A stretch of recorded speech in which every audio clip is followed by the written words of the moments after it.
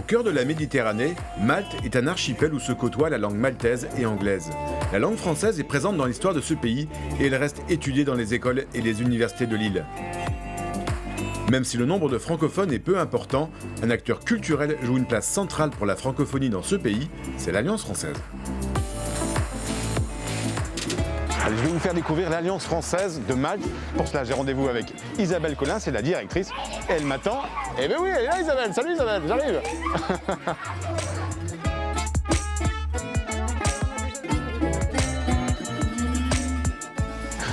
Isabelle, salut. Salut, comment Ça va? tu vas? L'Alliance française Malte-Méditerranée. Bienvenue. Tu me fais visiter? Vas-y, viens. Bonjour. Bonjour. C'est combien de temps qu'elle existe cette alliance? Depuis 1959, donc ça fait un peu plus de 60 ans. Pourquoi c'est important d'avoir une alliance française à Malte? C'est important parce que nous sommes les seuls, à part évidemment l'ambassade de France à Malte, à nous occuper de la diffusion et de la promotion de la langue et de la culture française à Malte. Tu montres? Allez, L'alliance? viens. On y va. Ah, voici la médiathèque alors. Bonjour. Voilà. Bonjour.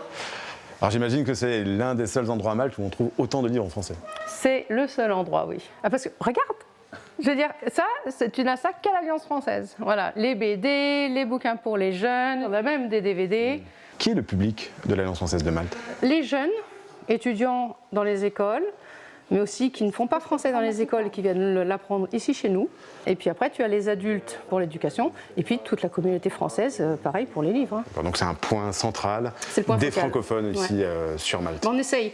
Tu m'amènes voir un cours? Bien sûr, viens. On a un cours justement de chérubin en ce moment. Chez moi, donc petits enfants. Des tout petits. On y va.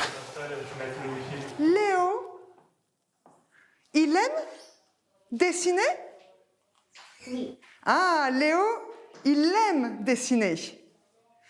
Alice, elle aime compter? Ah, elle aime. Alors, Bonjour. Bonjour les enfants. Ça va?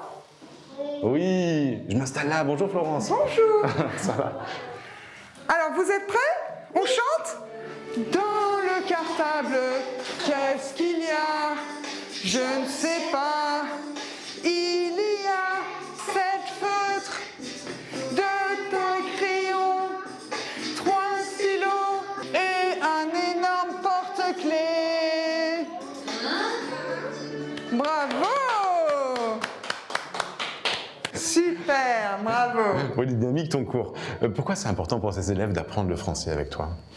Parce que c'est une première impression, une première immersion dans le français. Ils sont super motivés, ça se voit. C'est vrai. Et voilà, c'est un moyen de leur faire découvrir le plaisir d'apprendre une autre langue. Ils connaissent déjà l'anglais, le maltais.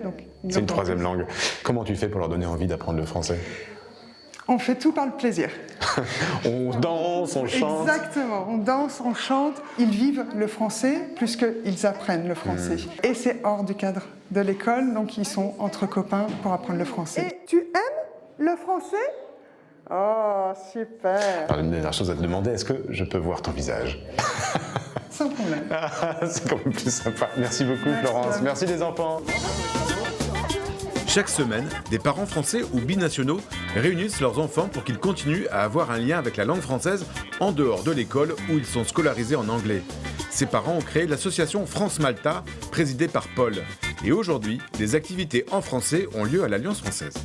Paul, pourquoi c'est important pour ces parents de permettre à leurs enfants de continuer à vivre en français, à s'exprimer en français, ici à Malte? Le fait de pouvoir continuer à suivre, à être exposé à cette langue, ne serait-ce que 2h30 tous les samedis, permet de ne pas perdre l'usage et la connaissance de cette langue, sachant qu'à Malte, il n'y a pas vraiment de structure, de dispositif, ni de l'éducation nationale, ni autre, qui permettent réellement aux enfants de ne pas perdre l'usage de cette langue.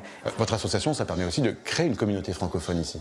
Tout à fait, c'est l'occasion autour des cours et des sessions qui sont dispensées pour les enfants, pour les parents de se retrouver et d'échanger aussi avec d'autres membres de la communauté francophone, puisque nous avons 8 nationalités représentées dans notre association aujourd'hui. Merci, j'ai bien envie de voir comment ça se passe dans un cours. Je vais y aller, je crois. Merci Paul. La numéro 5, celle-ci?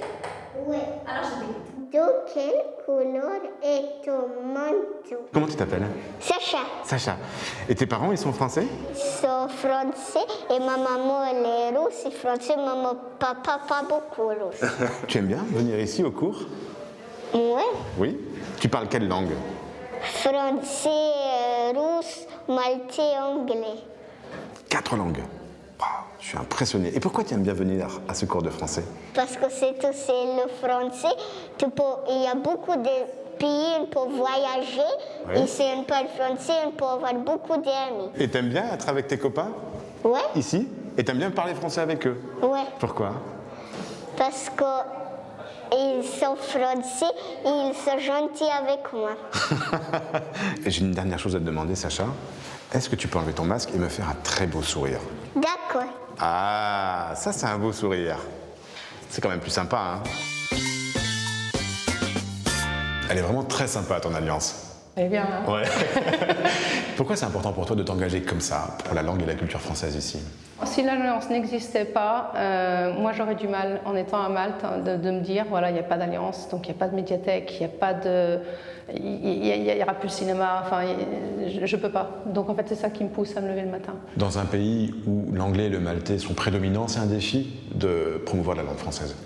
C'est un défi parce qu'il y a la concurrence avec les autres langues étrangères, de plus en plus l'italien, l'allemand, l'espagnol, alors que jusqu'à un certain moment, le français était même obligatoire dans certaines écoles catholiques, par exemple. Quelle image ont les Maltais de la langue française et de la francophonie? Écoute, ils ont une image, je pense, un peu ambiguë. D'un côté, le français, c'est la langue de la culture, la langue, même une langue romantique. Et puis, d'un autre côté, ils ont encore à l'esprit le fait que Napoléon, lorsqu'il est venu ici, il a volé l'épée de la Valette et il a dévalisé les églises. Et donc, le français n'a pas toujours une bonne image. Donc il y a quand même un défi pour vous de rendre positive cette image de la langue française. Voilà, on travaille incessamment à redorer l'image, merci Napoléon, à redorer l'image de la France, du français et de la culture. Alors j'ai entendu dire que demain tu recevais une décoration. Alors je vais être décorée avec une médaille de chevalier de l'ordre des Palmes académiques. Où est-ce que se passe cette décoration? À la résidence de France. Ça me dit bien d'aller voir ça. On se retrouve demain là-bas? Et ben voilà. À la résidence de France, Isabelle reçoit sa décoration des mains de l'ambassadrice Brigitte Curmy, en présence de ses collègues et de ses amis. Je vous fais chevalier des Palmes académiques.